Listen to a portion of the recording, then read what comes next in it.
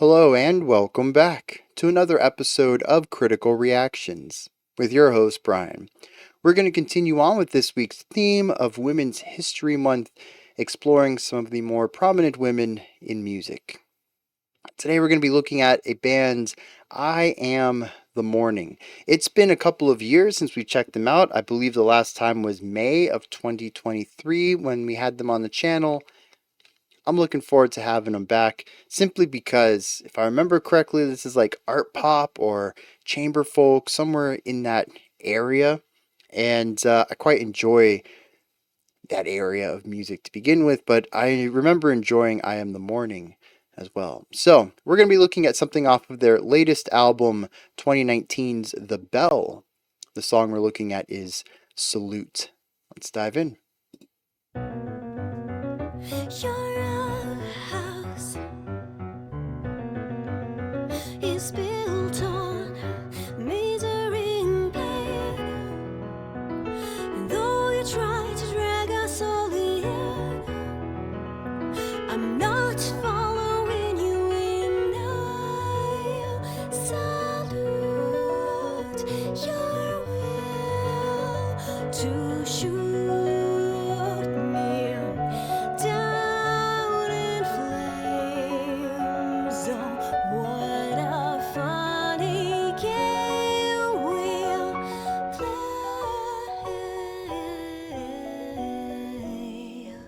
Fun walk down both on the piano and the vocals. World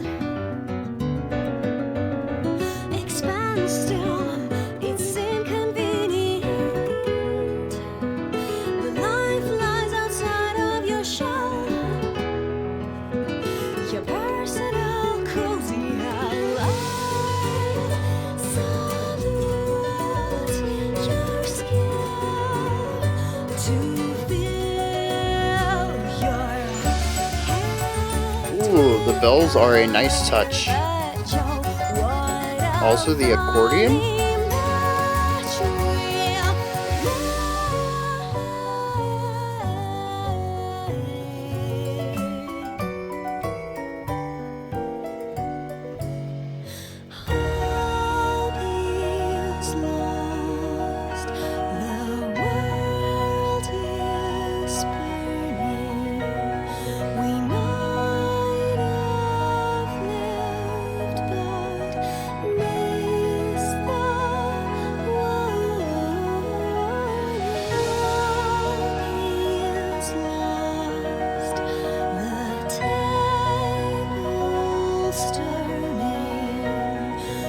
Yeah, the arpeggiation is a beautiful idea here to allow a sense of movement while still sort of retaining a stillness.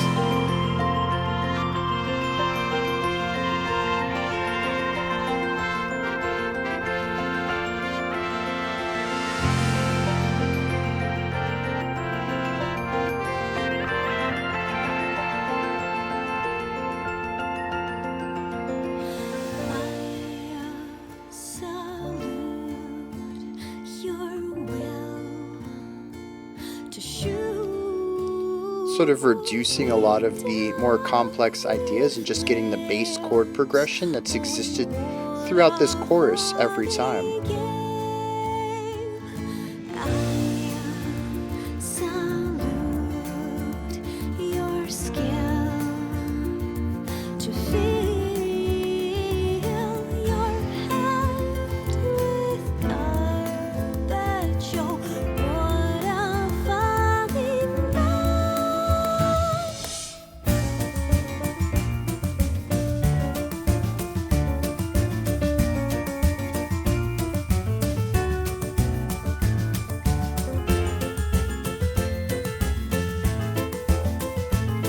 The snare almost giving this a bit of a march vibe.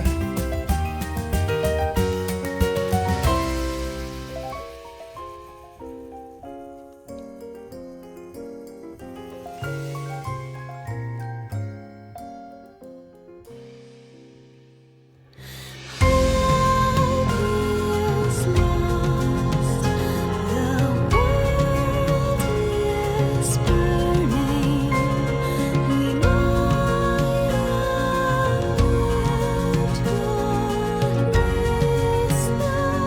that little bit of uplift on this fourth line, back down to this somber feeling.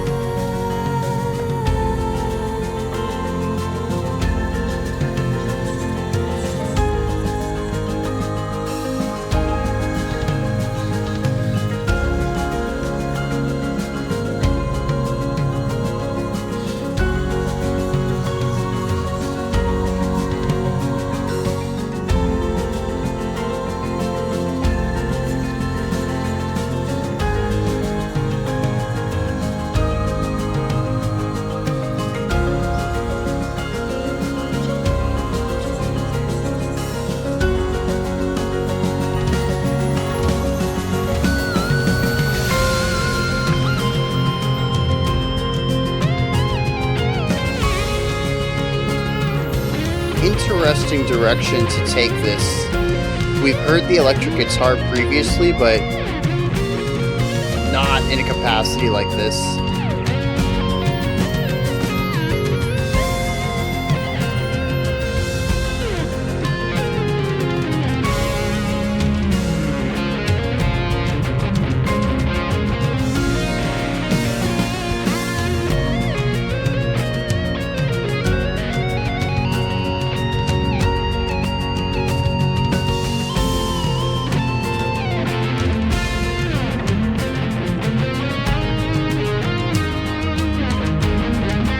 I like how the toms are existing outside of the snare. They're kind of doing their own thing over there.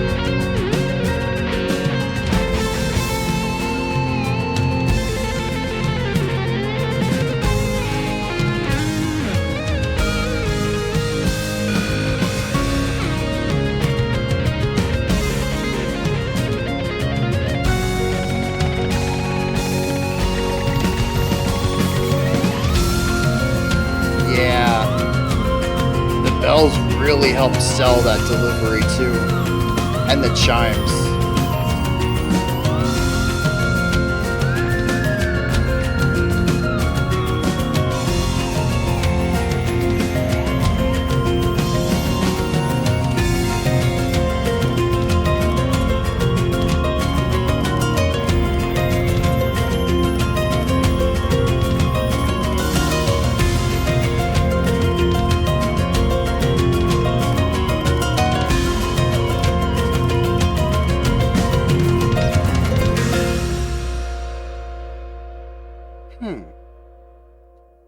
An abrupt end. Interesting. All right. Yeah, I quite enjoyed that. More so than I expected, given what I remember from I Am the Morning. There's parts of this that I think fall in line, but the entire ending, that went in a very prog rock direction that I don't associate with them. But I've only heard a handful of songs from them too, so maybe that's just on me for not having enough exposure to their artwork. Regardless, I'm going to start at the beginning because that's just a good place to start when you're talking about anything. The instrumentation at the beginning is gorgeous, very light. We have a little bit of drum work in here and a slow evolution of ornamental ideas, honestly. We start off with the piano. Gorgeous runs all throughout this. We have the vocals coming in alongside them, bringing in these, I'd say catchy vocal melodies. Underneath that, though, we begin to implement more and more underlying ideas, whether it's bells or some sort of bassier instrument. I never quite caught on to what instrument that was. We have some strings that come in here. We have a little dash of that electric guitar that gives us some foreshadowing. I think this was around the second verse or maybe the second chorus. We have an accordion that comes in here. There's just a lot of different instruments that come in for little splashes of flavor here and there. The piano and the vocals, they're consistent throughout pretty much the entire song. Everything else can come and go as they please. And I find this to be very interesting. What instrument was it that came in just before the accordion did? I can't remember what it was. But it popped up for what, like 2 bars, maybe tops. The accordion showed up for 2 or 3, and then they were gone. You never heard them again. I love that. I love that temporal use of instruments. To know that at this moment they want an accordion, the accordion plays their lines, and then never comes back in the song. It's just not necessary in any other part of the track. To have that sort of vision, that foresight into how this song should be, what is necessary for it to exist at any given moment, I find to be enviable at times. Sometimes I write a song and I know every moment what it's going to be, and other times I'm discovering it along the process of the creation journey. But something like this, I listen to and I'm like, they knew what they wanted. This song is already in their head. They just needed to put it on paper, and it's little moments like that that tell me that that's how it went. And I love that. It allows different parts of the songs to have specific identities to it. The ending doesn't feel like the second verse, doesn't feel like the first chorus, doesn't feel like the first verse, doesn't feel like the bridge. Sure, harmonically, very similar throughout. Melodically, yeah, the lead vocals, they kind of have a verse chorus thing going on. There's a lot of repeating ostinatos in the vocal melodies. I'd even say that as far as the piano goes, there's repeating motifs in there too. But when we talk about anything else, any of the other ornamental ideas, what is being, sparsely played around this piano vocal duo, that changes from moment to moment, and it allows each section, each minute of this song to feel diverse, to feel different, to feel like growth in a lot of ways. That's not to say that each of these instruments is bringing something completely new to the table compositionally. I do feel like there's a lot of repeated ideas in here of, oh, this instrument played it the first time around. Well, we'll just give that idea to a different instrument the second time around. That kind of thing goes on quite a bit in here.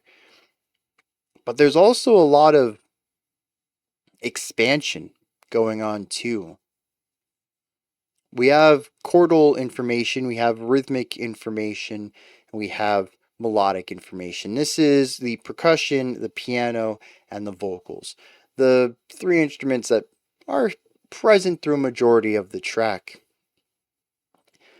Everything else, even if it does borrow ideas, is about expanding on this core concept. Is there a gap in the vocals that we can fit something into? Is there a harmony that should be here that isn't present between the vocals and the piano?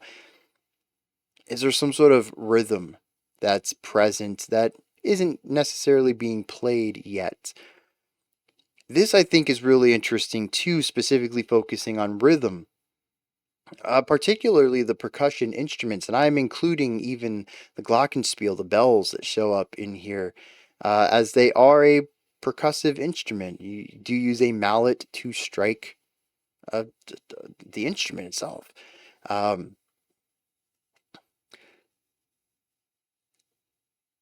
where I find this shows up most frequently, though, is in the expanded drums. Now, I don't know about y'all. I hear the snare drum as different than the drum kit.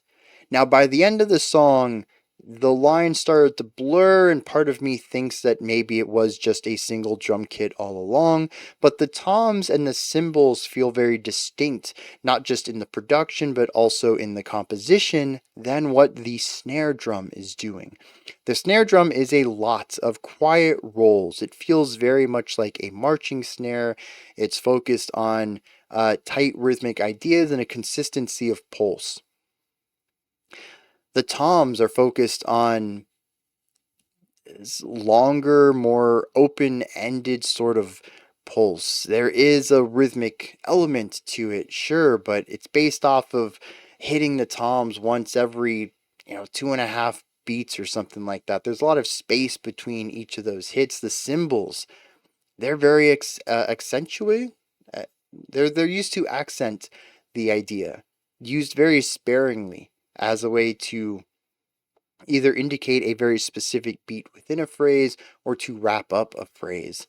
And the two of those instruments create almost embellishing lines, much like an ornamental little lick that you might hear in a secondary melodic instrument. That's sort of what these feel like. They're not really rhythmic in that they're following the same patterns as the snare.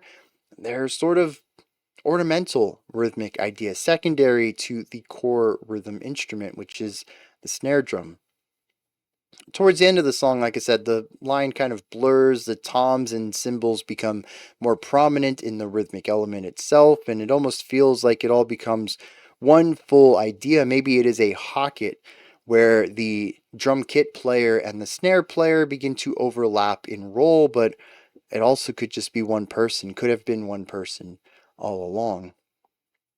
Regardless, I do find it interesting that we have this idea of secondary percussion instruments that isn't in the typical like auxiliary percussion realm. We don't have a woodblock player or a triangle player or hand drums, any of the usual. It's still just typical drum kit instrumentation. It just feels like there's two separate drum kits going on. I find that to be rather evocative too. It's all the little touches, I think, on the rhythmic and melodic side of things that keeps me interested. Although, honestly, if this had just been vocal and piano, I still think I would have been sucked in pretty hard, anyways, because of the fact that this is just emotionally resonant. Like, honestly, everything else is flourish, everything else is ornamentation. When you listen to just the piano and the vocals, though, you're getting all of the information you need. You're getting all of the emotional information. You're honestly getting quite a bit of rhythmic information too. And you're getting the lead melody. And all of this together paints a very specific picture to me. When we listen to the harmonies, the chord progressions, that is going on primarily in the piano, but also of how the vocals bend and twist the chords that the piano is playing simply by adding extra notes to the chords themselves. We end up hearing something that, to me at least, is a bit all over the place. It's optimistic at some points and completely miserable at others. There's a lack of hope in many places of this song. It feels like it is full of a melancholic weight, but a sunrise is on the horizon. I never quite got to a point where I felt that I understood what the song was going for, but I think at any moment I could feel what the song was saying, even if I can't articulate it, even if I couldn't explain it. I think the song does a fantastic job of capturing a rather complex emotion that I don't have words to explain. It is a combination, though, of positivity, of hope, of optimism, paired with dread and a lack of energy and a lack of hope. And the way that it fluctuates between these, I find, is rather enthralling. listening to the constant interweaving of emotional ideas, the way that the chord progression continues to manipulate me as a listener, not just the progression itself, again, but the way that the vocals dance around and with the chords that the piano is throwing down. I listen to the energy of the piano, the constant movement of those arpeggiations. And that gives me energy, it gives me drive, it feels momentous. But then I listen to the chords themselves and it doesn't really feel like it has anywhere to go. A lot of energy pent up and ready to burst, but nowhere to direct it. The vocals have this way of constantly taking an emotion that might exist for a bar or three. And as soon as we think we know where it's taking it, it subverts that idea and kind of takes us in the exact opposite direction. Something that might feel hopeful and optimistic feels like it should be resolving towards something even more stable, and instead the vocalist will take it in the opposite direction, removing stability, increasing the tension of the idea. Almost in parts, it seems in opposition to what the piano is doing, where the piano will resolve towards more stability and the vocalist will inject seemingly notes from outside of the key in order to push the song into that area of discontent. And I think it's those moments right there that are the most evocative and most difficult to put into words, where the song seems to be at odds with itself. The story it wants to tell is it's told by two different storytellers with two very different directives and intentions speaking at the same time. I honestly love it.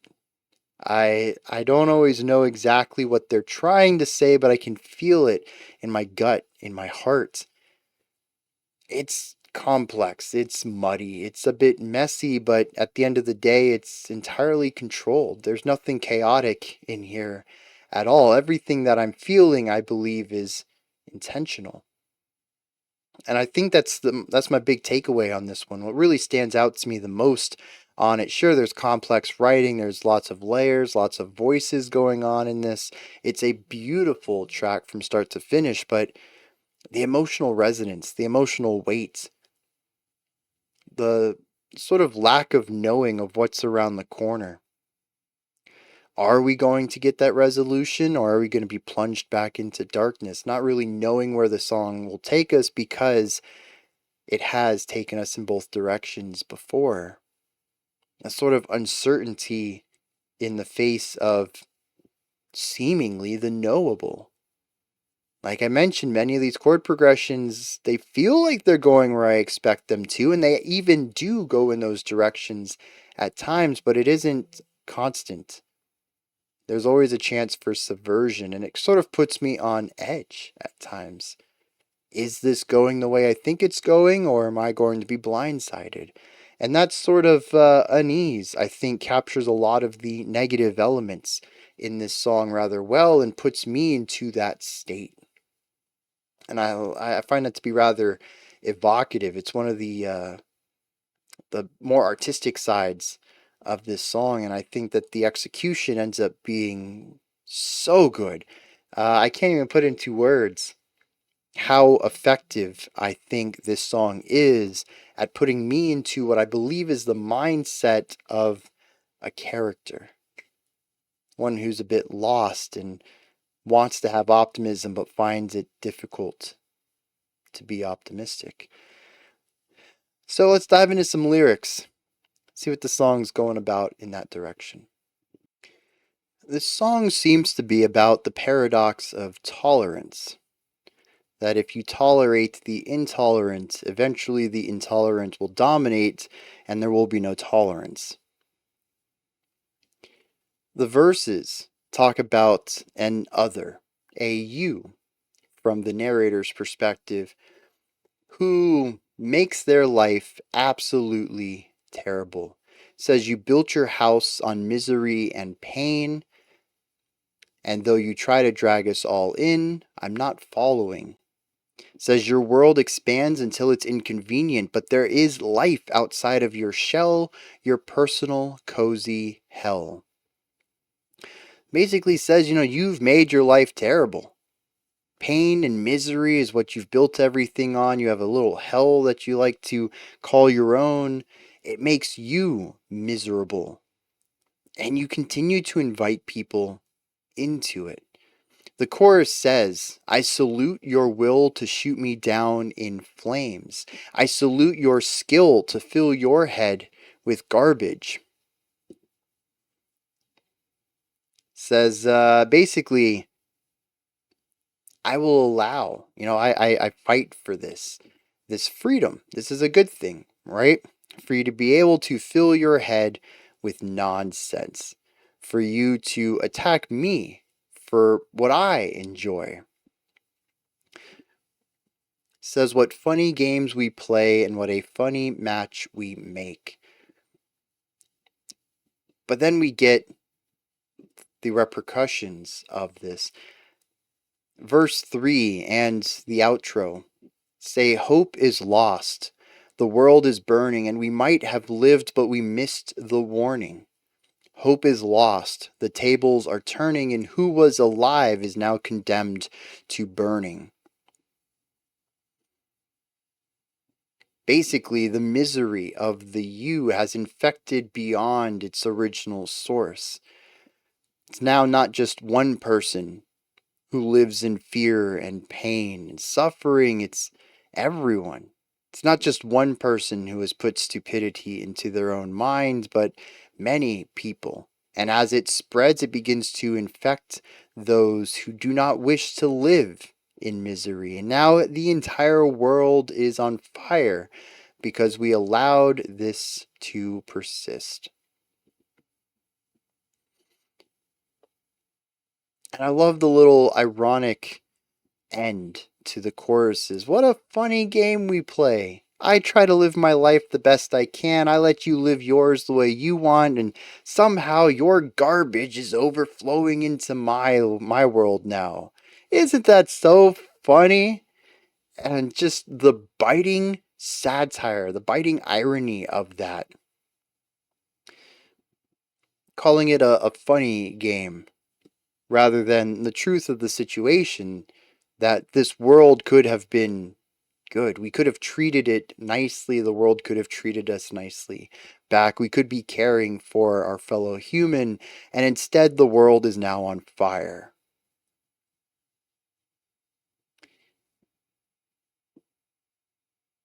Yeah, I think that kind of captures a lot of the music well. Or maybe vice versa, the music captures a lot of this well. Going in with your best intentions, trying to make everyone happy. If everyone just lived their own life, we'd be fine, right? Right? So why is the world on fire now? Why is everyone in misery? How could this have happened? Where did this start? This feeling of wanting to be better, wanting to do better, maybe even having been better at one point in time, but we don't have that anymore. That mix of positive and negativity, of optimism slashed with utter depression and a lack of hope. It could also be the tug of war, the push and pull between those who are trying to be tolerant, trying to be better, and saying, yeah, just stick to yourself. You want to do your own thing, do your own thing. And that butting heads and clashing with this want to spread misery and pain and destruction. There's a lot of ways that we have this duality present in the lyrics that I think the music does a great job of artistically capturing. I'm kind of curious if there's any specific event, area, region, culture, whatever, that Iamthemorning was particularly pointing a finger at with this song, or if it was just a general observation of life in, what did I say? This came out 2019? Yeah, in 2019. Anywho, these are my thoughts on Iamthemorning's Salute. What are yours? Did you enjoy this? Is there anything that stood out to you? Anything that you would like to add on to what I said or correct me on? Maybe you have your own interpretation of. Put any of that and other thoughts you might have down into the comment section. Above that, in the description box, you'll find a link to Linktree. Takes you here. You can find links to my music, ways to support the channel, a link to the Discord server, and so much more. Above that, if you could, like, subscribe, and ring the bell. I greatly appreciate all three of those. All right, that wraps it up for today. I'll be back tomorrow, though, 5 p.m. Eastern Standard Time, 9 p.m. UTC, as usual. Until next time, remember to be critical, not cynical, of the music you listen to, and have a fantastic morning, afternoon, or evening, whenever you choose to watch my videos.